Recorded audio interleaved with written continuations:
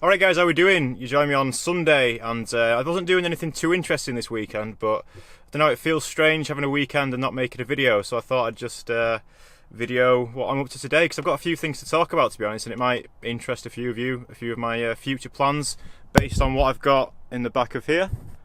And if anyone can see, if anyone can work out what they are, I'll go through what they are in a second. But yeah, Volvo passed its MOT yesterday, straight through as well, 0 advisories.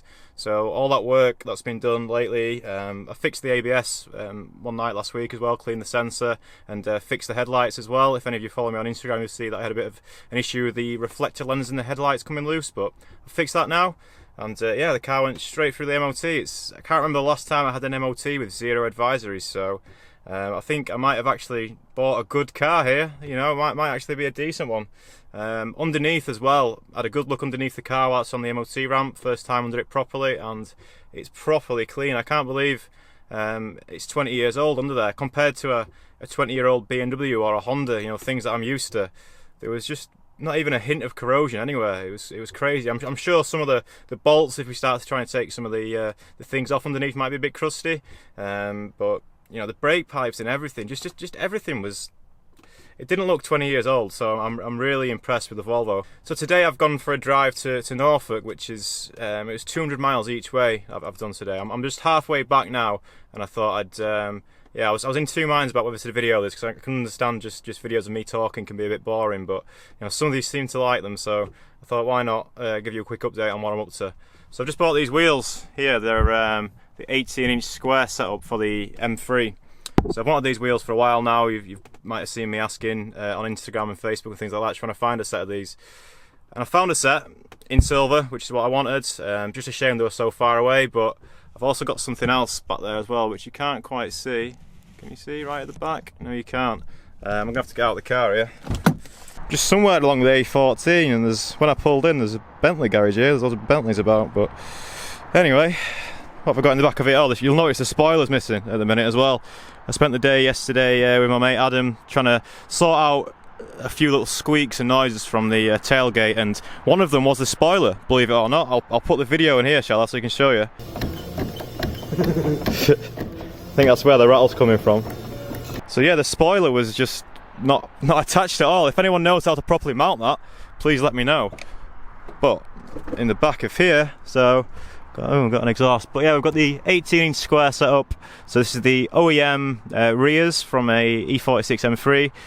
So they're 9J square. I think they're ET27, I think, or 18 or something. I'll put them up here so you can see. And then we've got a modified OEM exhaust. So this is been modified for a bit more volume. Sounds a bit better than a standard one. Wasn't intending on buying it, but when I went to buy the wheels, the chap John who was selling them, he had this as well, and it was about the price of an OEM back box anyway, so I thought, you know what, I'll buy it and see, and if I don't like it, I can always sell it on for what I paid for it. Just a quick shout out as well to the chap that I got this off, John, because when I pulled up, he had a E46 M3 on a drive, and he took me for a spin in it, and it was absolutely incredible. Never been out on a V10 M5 before, so that was a memorable trip for sure. Yeah, turbo bricks done well today. I was a bit worried about the fuel consumption. You might have heard me speaking in one of my other videos that I was only doing 16 mpg average when I've been driving it around town. Well, it's already done 300 miles and I've got 5 gallons left. So it's doing well today. It's definitely a lot better on a run. So it's good. Not quite up to the spec of the Audi, but you know, certainly not too bad. Just hit the camera with the door. Right guys, I'm going to put this camera on the mount and then I'm going to set off home because you know I've got quite a way to go. But I want to do some talking about these parts that I've bought and also the plans for the M3, because I've collected quite a few different parts now. If you watched my video last year with my thoughts on the E46 M3, I spoke about a lot of things that the M3 is good at, but there's also a lot of things that I want to improve. Now I've got a lot of the bits that I need to make those improvements that I spoke about.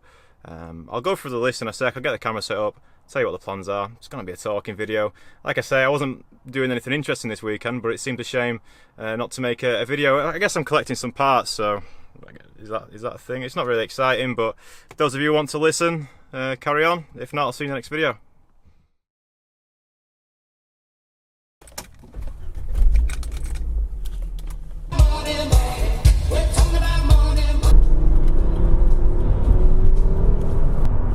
Right guys, so I'm on the A14, I'm going home.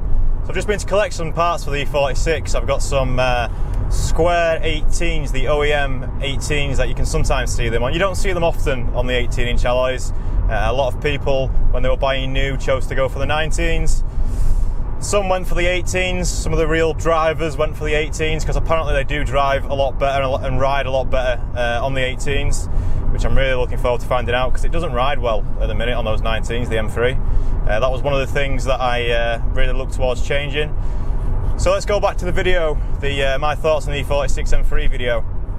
That video was great. It still gets comments now from people who are new to the channel, and there's a lot of interesting comments on there. If you're free, go and read them, because a lot of people obviously haven't been around to watch many of my videos and have just seen that one for the first time. A lot of people hating on me for preferring to drive my E46, and you know, a lot of people, you know, perhaps just didn't understand the difference, perhaps don't understand the difference between a tuned car and a road car from a manufacturer, which, you know, as I spoke about in my video, when a manufacturer makes a car, they're making it for everyone. And then it's up to you, if you want to make that car better and more tuned to your own personal taste, you know, it's up to you to do that. You can't expect BMW to make one car that's going to fit your need exactly. And, well, that's what I'm planning to do now. I'm planning to change the M3. I want to change it to suit me.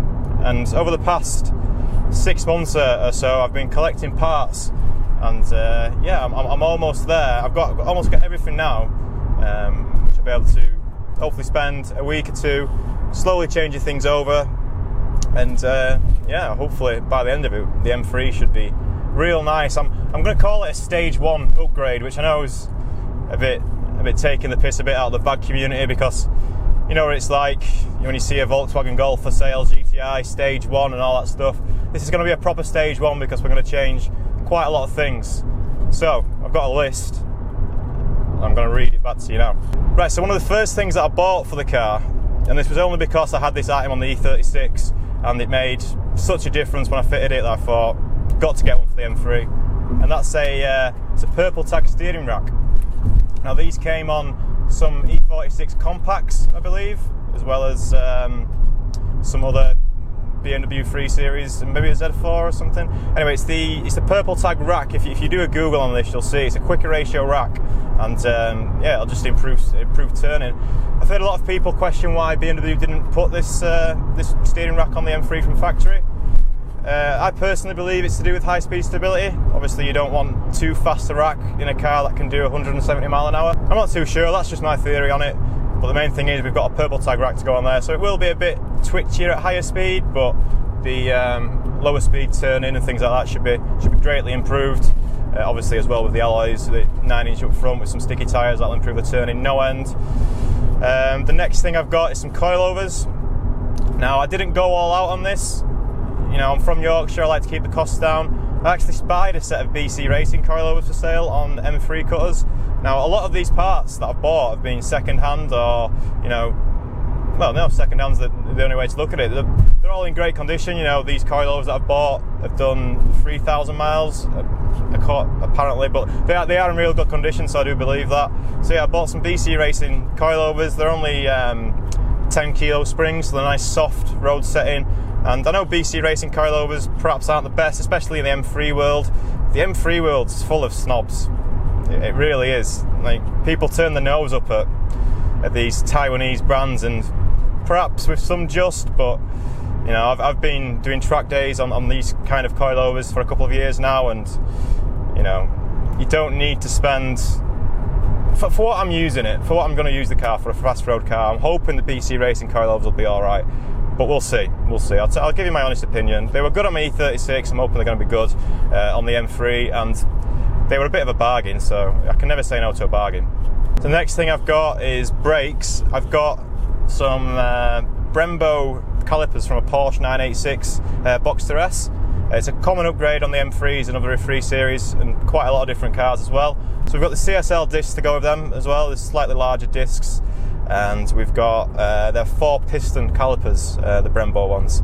So we've got a brake. It's not, I don't know if you call it a big brake upgrade. I would have liked to get some AP racing or something on there, but this Brembo kit cost me about £650, I think, to put together. When I go through and I'm going to do a video probably on each of these items in the future. and I'll go through all the costs and things. A nice 328 just went by. I don't know if you probably saw it before me. So yeah, I've got some new brakes to go on there. Got some Brembos from a Porsche, which the calipers still say Porsche on them as well, which is pretty cool. I know it's a Boxster, so it doesn't really count, but whatever. So we've got a brake upgrade to go on. What else have we got? The Recaro pole position needs to go back in. Yeah, winter's nearly done now. It was nice having the heated seats in the winter, but ultimately I need to get my Recaro back in there. I swapped it round for that video that I did, my thoughts on the E46 M3. I put the standard seat back in just for that video, and I just kind of left it in since then because I quite enjoyed having the heated seats. They're not very supportive, but I don't know, maybe I'm just a sucker for the toasty arse situation. What else have I got? The wheels. So I've got some E46 M3 square 18, so they're going to be 9G all round, so I'm using the rears on the front and the rears on the rear, if that makes sense. So we're going to be running a square setup. Now, from the factory, M3s have staggered rims, which means that the front rims are slightly thinner than the rear, or that the rears are slightly wider than the front. Now, the reason the manufacturers do that is just to kind of keep the road stability going strong, because like I say, the manufacturers build these cars to suit everyone, and not everyone wants to have to deal with wider front tyres kind of pulling you along the road, which they do on road surfaces and road cambers and things like that, and just little dips in the road. Having big wide front tyres on, your steering is pulled all over, and it can be a bit disconcerting to It can be a bit concerning to regular Joe who just wants to buy an M3 because it looks nice. So that's why BMW don't do it. But if you spend any time on the internet looking at track M3s, you'll see pretty much everyone's running a square setup on track, and all the fast road cars seem to do the same. The turning on the M3 at the minute is a bit weak, and I'm hoping once we pair this square setup with the purple tag rack, the turning on the M3 should be pucker after that. But we'll see, because it can only get better. At the minute it is quite poor. I'm still not decided on tyres yet. Probably do my usual Federal RSR, because I really like Federal RSRs. They're cheap and cheerful, and I've ran them for years on the Integra. So I'll probably go down the Federal RSR route, but I'm looking at other options as well. I don't want something too savage for the road. I don't want anything like any proper semi-slicks like the AR1s or the AO48s from Yokohama. I don't want to go anything too sticky, because I'm going to be using the car on the road a lot, and yeah, those tyres just wear out far too fast on the road. Considering 808Rs as well, because I do quite like 808Rs on the road, but I'm just not convinced they'll hold up on the track in the M3. If I do decide to track it, I'm not convinced the 808Rs will hold up as well as the RSRs. But tell me I'm wrong. If you think I'm wrong on that one, tell me. But I don't think the 808Rs will hold up. It's on a heavy car like the M3, I don't know. Cause I've run 808Rs against RSRs before on the Integra, and even on the Integra, the 808Rs seem to run out quite a bit sooner than the RSR. So with the additional weight of the M3, I don't know if the compound will be able to take it, but maybe, I don't know. I'm still not decided, like I say. And the exhaust that you saw in the back there, I wasn't intending to buy that exhaust. I was intending to keep the induction and the exhaust, the engine, I want to keep that completely standard. But that exhaust is technically a standard exhaust. It's just had it's been cut open, and it's not just had everything ripped out like you would do in Bradford or something like that. It's not had that. It's had some of the chambers taken out and kind of redesigned almost. I don't know the exact ins and outs, but they do sound pretty good. And you know me, I like a bargain, and it was cheap. So it's one of the things that I can just try, and if I don't like it, then we can always just take it back off. But based on the clips that I've seen so far on YouTube and things like that of this exhaust mod, it does sound pretty good. So the only issue is YouTube can be misleading. I mean, some of you think I'm an actual mechanic. I get questions from people asking me how to fix their car. I'm not a mechanic. I don't know, maybe YouTube, people see things on YouTube and put 2 and 2 together and get 5 sometimes, but hopefully I've not done the same. Hopefully this exhaust does actually sound good, but like I say, there's only one way to find out. We'll get it fitted. And the final thing is the 4.1 final drive. So I bought a 4.1 final drive ages ago, even before I made that video, my thoughts on the E46 M3, did I buy that? But I wanted to do everything kind of around the same time. So like I say, I've been building up these parts, and I'm just about there to implement stage 1 on the M3 now.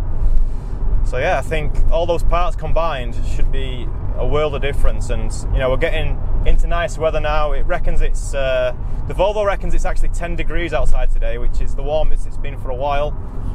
So yeah, we're getting onto terms to being with some nice weather. Hopefully we'll have the M3 sorted out pretty soon, and yeah, we'll be able to test them out and see what it's like. I'll do another comparison video up the Dales, side by side, see what the crack is. It should be good. Looking forward to it. If anyone's sat there thinking, what about the DC2? Well, you know, I've got bits ready for the DC2. I've got a massive list of jobs that I need to do on the DC2, but I'm just not finding the time to be able to do things like that. I know I could have been up there today working on it, but you know, obviously I went to get these, and you know, I think that kind of shows the way my mind's working at the minute. I'm not in a rush with the DC2. It's not like I've fallen out of love with it or anything. A little bit. Last year was hard because I spent so long. I spent all year working on the DC2, pretty much. I know I did a lot of drifting as well, but the DC2 didn't get out much last year because I spent a lot of time, you know, fixing it and fucking about with it, and I wasn't entirely happy with it for a lot of last year. And you know, I've got a plan to rectify all those issues, but at the same time, when I've got my M3 sat in the garage and all these parts that I've been collecting, the problem with the DC2 is that I ruined it.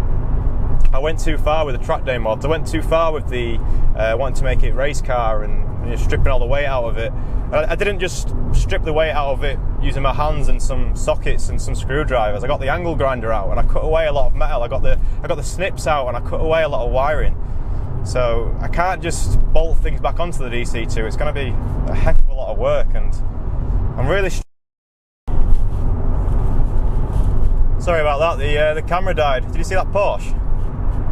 It's a nice colour. Yeah, the camera just died on the battery, so trying to figure out what I was talking about, the DC2. Yeah, I don't know. I've got the MR2 sat there as well, and I think I've got too much going on, you know, and the only thing I can think about doing lately is the M3. I don't know, I'm half and half wanting to sell the MR2, just because I don't have time to be doing anything. It's sat there since Christmas. I don't know whether it's time or motivation that's the problem. Probably a solid mixture of them both, but I don't know. The only thing that I want to do, really, like with any sort of urgency, is get my M3 sorted out, which it's not going to be a popular thing to say on the channel with a lot of you following me because of my Integra and going to the Nürburgring and things, but I don't know. The only thing I can really focus on at the minute, the only thing that I've got any drive for, the only parts that I'm searching for, this is probably key to the way my mind's working at the minute. When I've got a spare 5 minutes at work, or if I'm, you know, bored or anything like that, and I go on the forums to look at parts, which I'm sure a lot of you do, checking the for sale section on the forum, it's always M3 cutters that I go to, because I'm always looking for M3 parts. And you know, perhaps I should be looking at Integra parts, but you know, I'm not a millionaire. I've got my money, and you know, I have to spend it on certain things, and you know, I'm not exactly a millionaire, and I can't just go, right, fix all my cars at once.